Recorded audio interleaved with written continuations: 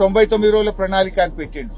ఆ 99 రోజుల ప్రణాళికలో రైతుల గురించి చెప్తారట. ఏం చెప్తావు రైతుల దగ్గర పోయి?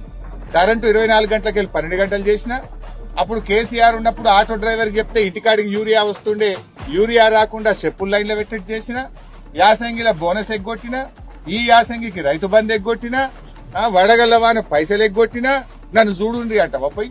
ఏం మొహం పెట్టుకొని పోతున్నావు? 99 రోజుల ప్రణాళికల మహిళల ప్రోగ్రాం పెట్టినావు.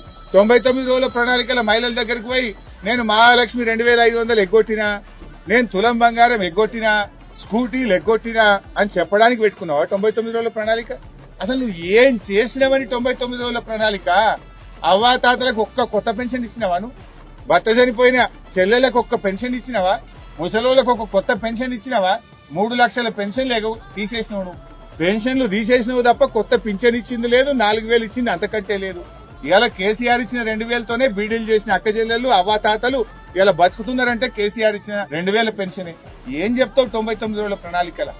ఉత్తా నువ్వు పోలీసు వాళ్ళని పెట్టుకొని రాకపోతే నీ ప్రణాళిక సంగతి, నీ ఎమ్మెల్యేల సంగతి, నీ మంత్రుల సంగతి చెప్తారు. ముంగట పోలీస్ జీబులు, వెనక పోలీస్ జీబులు, సివిల్ డ్రెస్ లో పోలీసు వాళ్ళని పెట్టుకొని మమ్మ అనిపించుడు తప్ప పోలీసు వాళ్ళని లేకుండా రమ్మని ఊర్లకు. నీ 99 రోజుల ప్రణాళికల్లో నీ మంత్రులు నువ్వు పోలీసు లేకుండా ఊర్లలోకి రండి, ప్రజలు మీ సంగతి చెప్తారు.